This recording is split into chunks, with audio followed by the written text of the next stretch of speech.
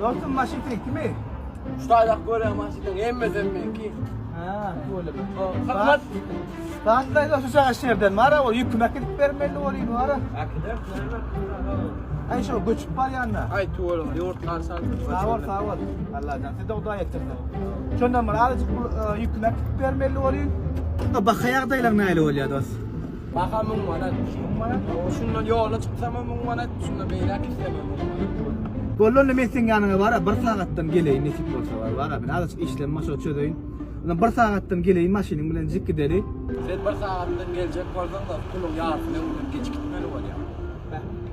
Öyle, ondan ben yarısını koyup gideyim tamam. Şeyden. Kulum.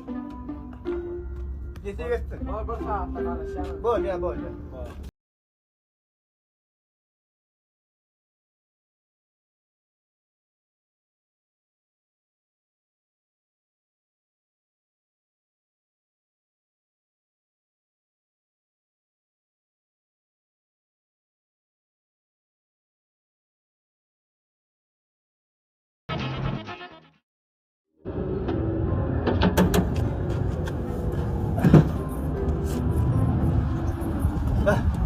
Ağam salamu aleyküm. Aleykümselam.